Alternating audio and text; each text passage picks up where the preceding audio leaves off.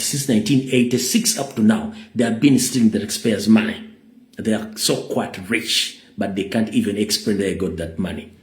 Then we go to the 13th reason. No, to the 12th reason. He had undermined the independence of judiciary. It is worse right now as I speak, because the order of the day is Museveni, where he is, he can make a phone call and instruct any judge in the country. And the judge is instructed to work as Museveni says, known by the law. You understand? Then we head to the 13th reason. He has intensified with the local government and kingdoms. Of course it is. Today as we speak, he appointed his Shama boy, Barambarugahare, to take over local government because they are planning to appoint all PRO supporters in local government offices. If we talk about kingdoms, it is more than what you think. The 14th reason. He has created divisions amongst Ugandans. Of course, we are so divided to the extent Museveni came with the system of rule, a divide and rule, whereby all Ugandans are divided. Each and every Ugandan, they fear to talk to each other or together or to create anything which can unite all Ugandans. That's the order of the day in Uganda, both home and away. The 15th reason. He had failed to improve the welfare of ordinary citizens. Of course, it is worth. As you saw yesterday, when he instructed the NEMA to demolish people's properties in different areas, he sent his Prime Minister Nabanja after demolishing people's properties. So he sent his Prime Minister to give just food to those people without even compensating them. So, people are suffering in Uganda because Museveni, that's what makes him happy to control the population. The 15th reason. He has allowed abuse human rights. Of course, we can't talk about that. It is visible anywhere. Kidnapping, killing, it is worse. Many people are in detention centers or torture chambers, what we call safe houses. And they are tortured there.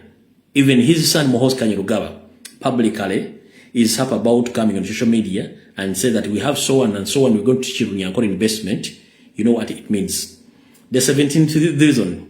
He has ignored the public opinion and criticism. Of course, it is taking place right now.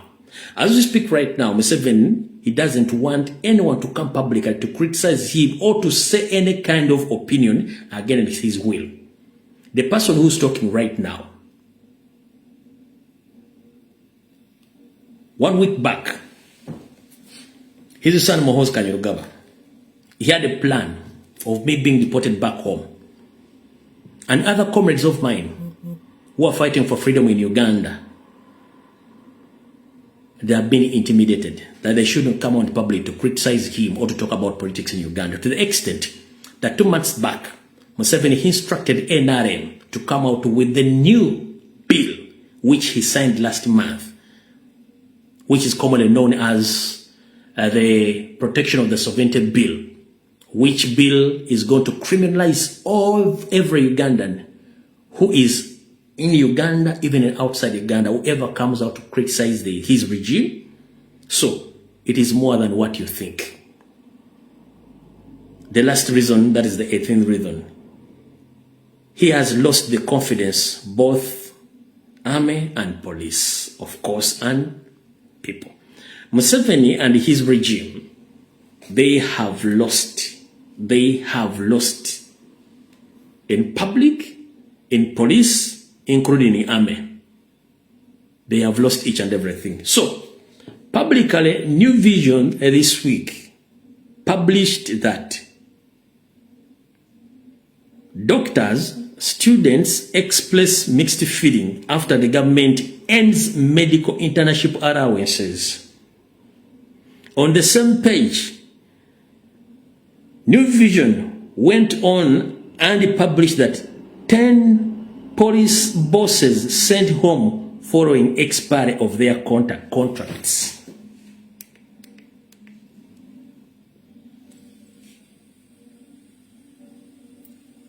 Obira bulungi nnyo. Bano bonna bawumuziddwa. 10 police bosses sent home following the expiry of their contract. Bano bonna bawumuziddwa. Banile mu government, mu police bawumuziddwa. Bano bonna bayina ebitabo n'okusoma n'okusinga abali mu government essaawa zino kubanga baagala kuteeka mu Banyarwanda baabwe. Ndowooza okiraba. So kati buli kisooka ku nsonga 18 kitegeeza nti in public domain buli kimu kiwa ekiri. So we used to say that history repeating itself, but right now it's more than what it was. So I call upon all my fellow comrades and my fellow Ugandans, wherever you are, whether you're diaspora in Uganda, please don't be fooled. We are under occupation. You should stand up.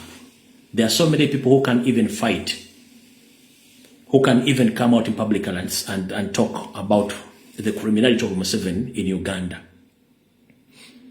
We are facing occupation, whereby Rwandese are slowly taking our country. They are controlling economy, they are controlling forces, they are controlling borders, they are controlling each and everything. The indigenous Uganda is now facing the consequences of oversleeping. After Museveni winning the war in 1986, he told Ugandans publicly that you are free to sleep because I've brought peace. After almost 40 decades, then publicly he came out and said, no more sleeping, sleeping is over. Why? Because he knows that he had already made them poor during their sleep. Now he's telling them to wake up because he needs money. At first he told them, you must sleep, I brought peace. Nareto tulo mwebake. Beba semya kana. Kati beba senaba ngano musoro gwabajjamu nga beba seguweddewo. Kati abage bazukete kyali kwebaka. Lwaki? Kubanga akimanyi balina kuzuuka mu kuzuuka tebagenda kusangawo kintu kyonna. Mwotusangawo kintu kyonna kwe kugweddalu. Nina akatambi ke nnalabye ak'omwana omutebujje nga litaasa maama butayingira mu mmotoka. Nina akatambi ke nnalabye ak'ebbujje eryadde litaasa maama butayingira mu mmotoka. Natunudde mu katambi kano nakafunyemu bintu bibiri. Nalabye akatambi kano nakajjamu bintu bibiri. Ebintu ebiri ebyo ekimu kyankutteko ng'omuntu, ekimu n'ekinjagala nkiteeke mu lukale. Kyenjagala nteeke mu lukale kyekiriwa.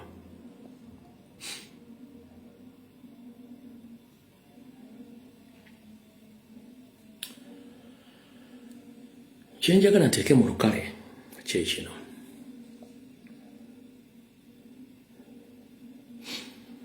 Ensi gye tulimu ffenna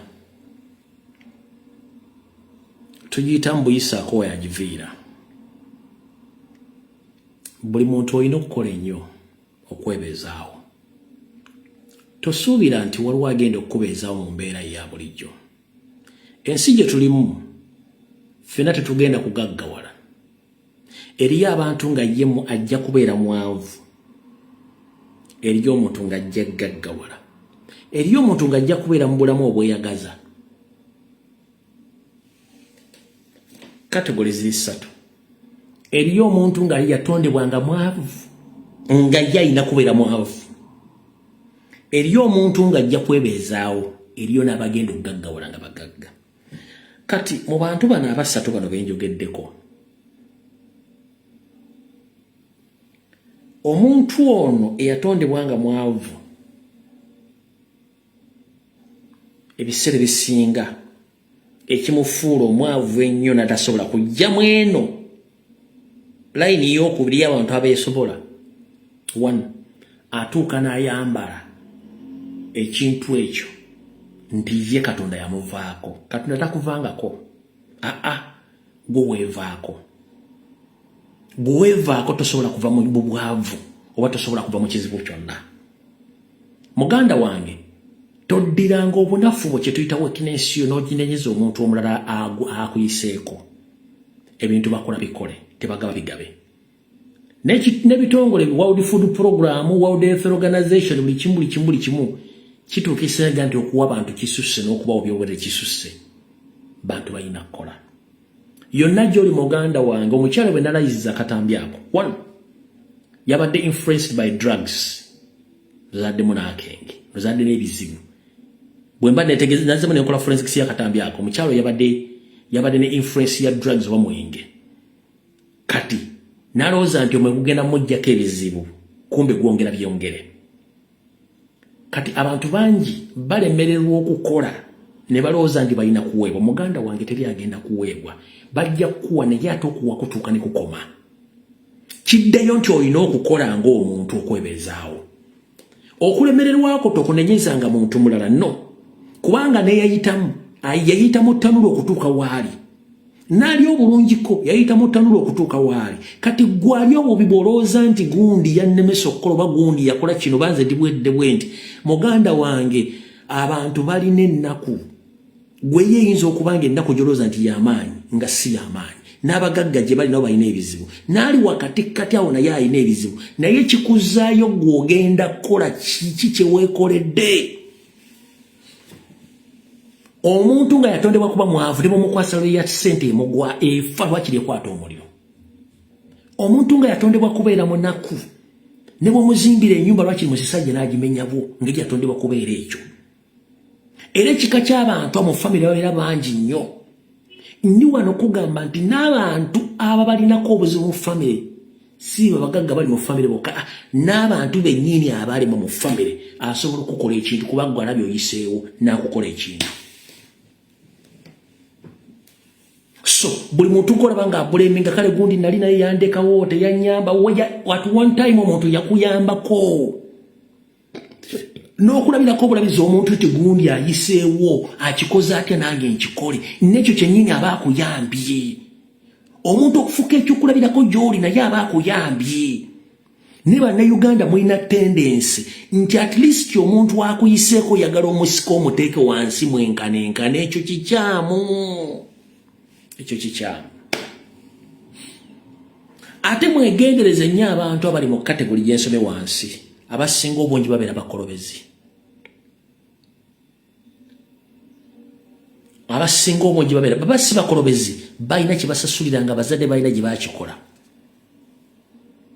kati kansooke nkuzeewa mwami Mutaaga ne mukyala Mutaaga abaaziikiddwa eswizi abagenda eswitizera ne bakola ssente zaabwe ne bagula amataka ne bazimba n'ennyumba abo wa Entebbe ne batuuka nti bakaddiye katudde ku bwabwe tokaddiire waffe omukyala n'omwami tebabugumya dde tebabugumya dde ki tebabugumya dde essuwaani y'emmere mu Uganda okumala emyezi egiwera ne battibwa gwe battibwa abaana ne batya ne justice yabula abaana bano ne bakwata maama we ne taata waabwe babazaayo essuzi baziika kati eyali mu kikolobero ekyo gw'osubidde abantu bano wabatta baagala oba famire zaabwe zaagala kitegeeza nti gwe yali mu kikolobero ekyo kijja kulondoola omwana wo bonna kati abantu abasinga obungi ebintu ebibagobera kyova olaba ekizibu kye mutamanyi kino kankibagamba olwale mu nkyawe ekitawaanya omunyarwanda musaayi gwe bazze nga batta kyekitawaanya omunyarwanda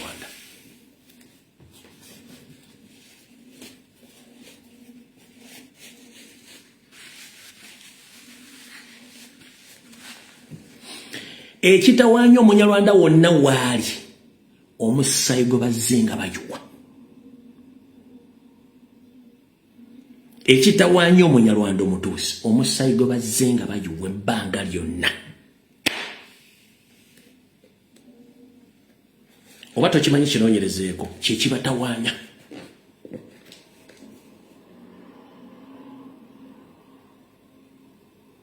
era kyovula tebaagala bayita linnya mbu Banyarwanda bakimanyi nti okuyita omubutegeeza butemu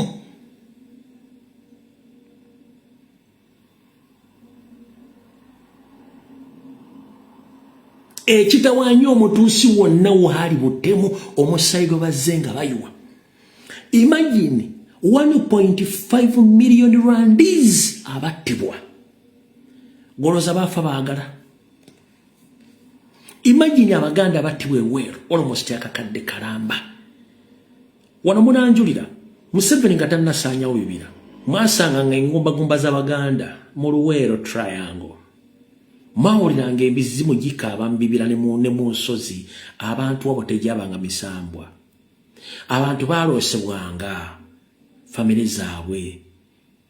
Lwakuba nti Bukedde ne TV tekyakola mawulire ago abantu banoonyanga abantu babonaga nti taata wange mama wange omwana wange yandoosezza ali gindi. Ne mugendawo ne mutuukawo ne musimulawo ng'amagumba weegali. Ebintu ebyo bibaddengo naye nga tembigobe kati babijja ku mpewo. Ezo video bazikwata nga bannamawulire tebakyazikwata lwaki? Museveni yamanya nti ebira byonna balina obbisaanyaawo. Yamanya nti amagumba gonna temumanyi nti bateekawo ssente zaali empya n'enkadde okuŋŋaanyanga amagumba gonna ag'abantu ge baziika wali eruweero matono. Tebakulya ssente. Amagumba ge baziika eruweero just eyo 10%. 90% amagumba gaabulizibwawo. Bobo ina jjajja wa kitaawo mugambe rumbu yayogedde video n'olunaku z'omwezi 2 omwezi gw'omukaaga 2026. Abaganda battibwa akakadde kamu n'akasuuka kati gaga magumba gemulaba weeruweero magumba galinga ndoze 2,000 batta akakadde. Amagumba gonna bakola special operation nga bagenda banoonya buli wamu bakuŋŋaanya amagumba ne bagatwala. Goloza lwaki buli state dina abantu gye balya buli yali emmere ya Museveni taddamu kutegeera. Mwoza bafumbye omuceere ku state dina omuceere guwooma ne muvaayo nga munguutuse. Obwo obunzali babatera mu state dina temujja kitegeera, temulya magumba g'abaganda bammwe, temujja kitegeera.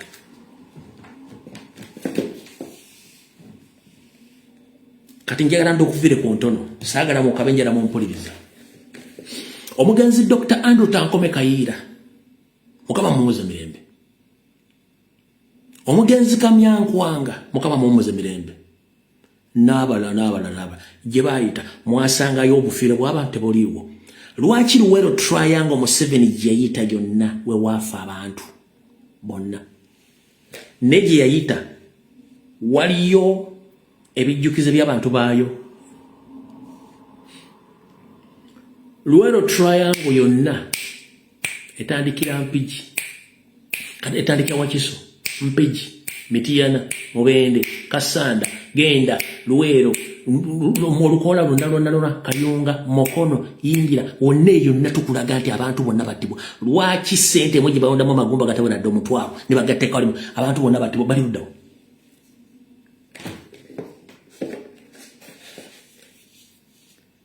Bakola operation bakuŋŋaanya amagumba obutatiisa bantu ne bagakuŋŋaanya. Mumunoza Museveni yalozerero Museveni yavaddanga mulogo. Ebyo n'ebintu bino naddulira bimanyi bantu bamwe basirise busirisi.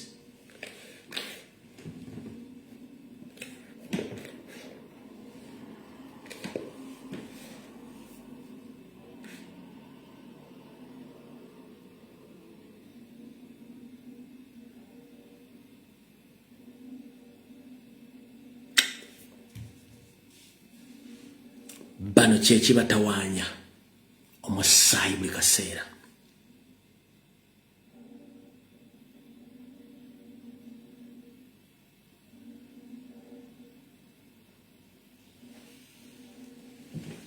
Kuba temusobola kutegeera nsonga zino teri agenda zibagamba. Ku buli bantu 10 bateeka embuya. Ku bantu 10 bateeka embuya, ku bantu 10 just 100 bateeka embuya.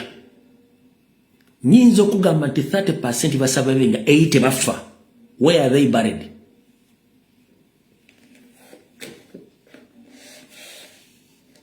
Ku bantu 10 bateekewo embuya, 3 basurviving, ensawo babeera luddawa?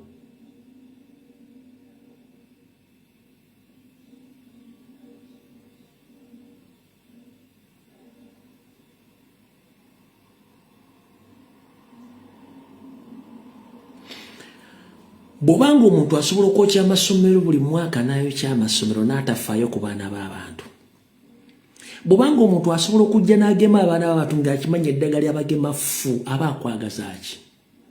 Kenya bali mu kwekalakasa baganye okuteekayo kampu y'abantu b'Ebola. Kyokka mu Uganda bakira kumaje baga Ebola. Lwaki kubanga bannakenya bamanyi mwe temumanyi baganda bange. Temumanyi.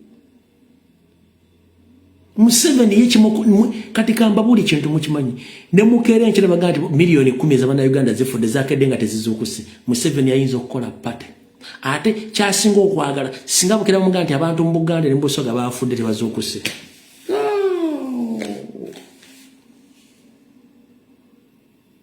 Museveni ne bukira ku machanga abaganda bonna tebazukuse n'Abasoga. Kiba kimukolera kuba yekyayagala ne muganyo kitegeera.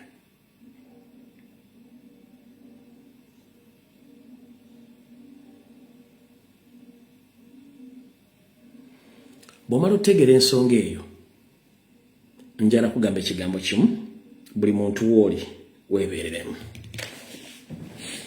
Eyo tubadde tugenze bugenze kulandagga.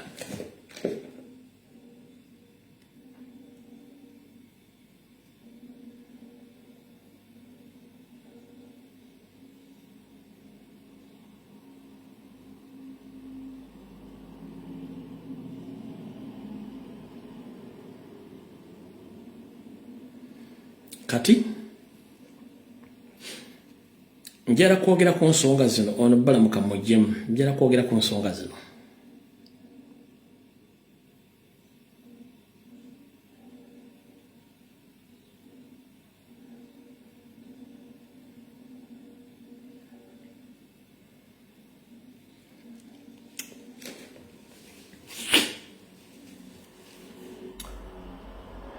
Bwe natandika abantu bangi mumbuuza lwaki sikyakola program emuli mu Bulange Mmengo. Nabagamba program ena giyimiriza olw'ensonga buli kimu kye nali njagala okujjayo kibatera ku mmeeza nakibateerayo. Si wali kye mu mmanja. Era n'ebivaayo byonna bibalaga bulazi ki ekituufu. Buli kye nayagala okujjayo ensi ekirabe nakibateerawo. Ne mbalekera Abaganda n'abantu abasigaddemu empeka emera okutandika okwetegereza ensonga ezo. Buli kimu nakibateera ku mmeeza.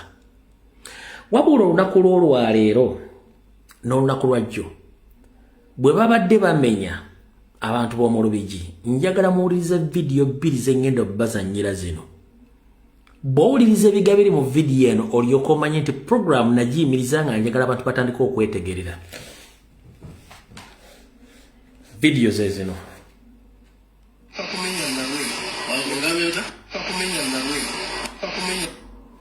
Njagala owulize ebigambo by'omusajja ono nga bamaze obamenya mu Lubigi. Njagala owulize vidiyo zino. Wulira bulungi nnyo.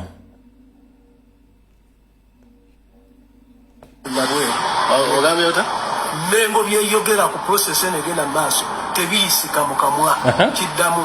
Bwe basooka okumenya Nabweru ne Ganda, Nabweru ne Ganda. Tiimu yasituka okuva Nabweru ne Ganda ne bagenda mu Buganda Land Board. Katikkiro ne basisinkana Katikkiro.